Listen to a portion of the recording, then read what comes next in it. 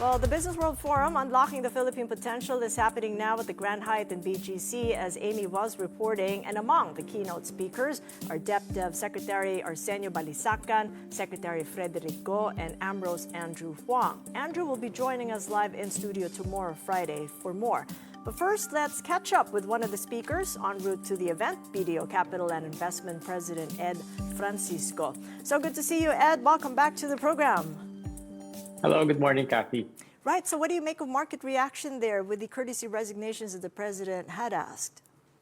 It's a little shocking, but on the other hand, it's good anyway to start with a clean slate.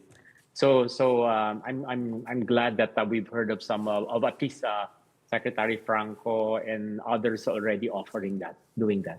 It's shock and awe on a Thursday morning, but really what's key to investors and businessmen is the policy certainty that they so prize. So what do you think will happen then to this idea of certainty and continuity after the midterm elections?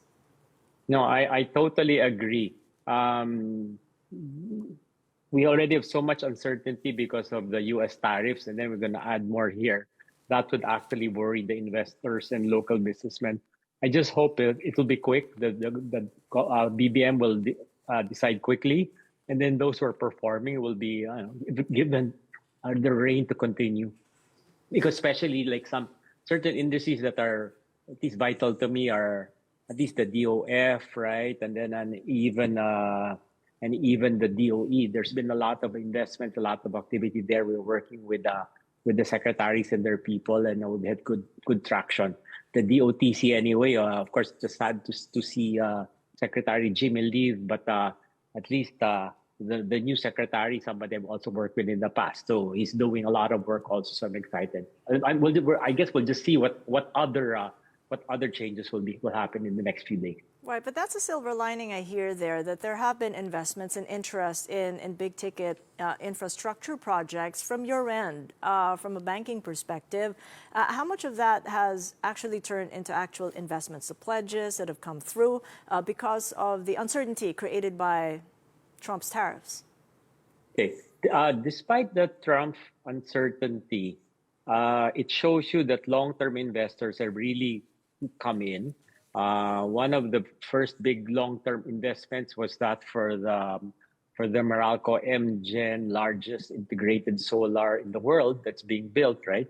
So there was a big foreign group that invested a couple of $100 million, and then the banking community came in. There are continuing deals happening on the side, private placements, but and there's also the IPO for Maynila. There's I guess roadshows happening. So that also shows that there's foreign interest still there. So I talked to a lot of many foreign companies, developers looking for actual investments here from Europe and from Asia. So that's continued. I just hope also that whatever change there'll be at the secretary level will only be for the better, faster improvement, faster processing of their investments, less red tape. If those things happen, then it'll be good for us.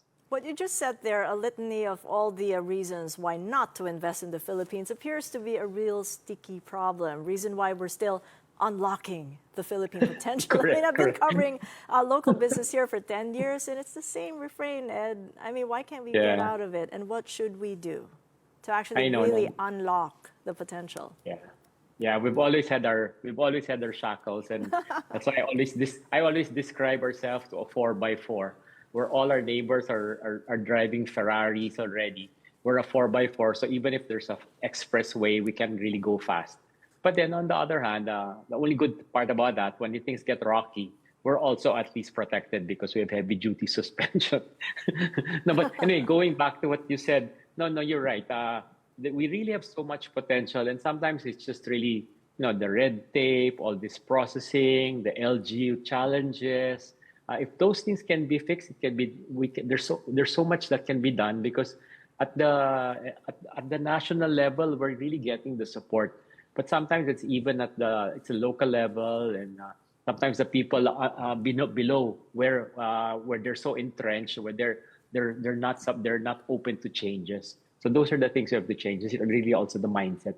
And you're a speaker at the forum there, at the Business World Forum at the BGC. What's going to be your main key takeaway then, given that we do have the call for those courtesy resignations and the Trump tariffs crossing midway mark for the pause that ends on July 31st? Yeah, anyway, I think I'm the last panel together with PCCI and my president, Al Panlilio, a good friend of ours. So, anyway, I think what we're really going to emphasize is we just really need to encourage more businessmen investment here. We need less red tape. We need the LGU support, less bureaucracy. Really, if we have that support, the private sector are really willing to step up. And of course, education is important because medium term, if we're reading all these reports of people who can't even read and write, and if that really, even with the demographic dividend, if our quality of education is that bad, then the future of our economy will also be in trouble. Yeah, very salient points there, Ed, and I'll take on an EV Jeep anytime, minus that Ferrari. Thank you so much, and appreciate the time and your insights. Ed Francisco of BPO Capital and Investments.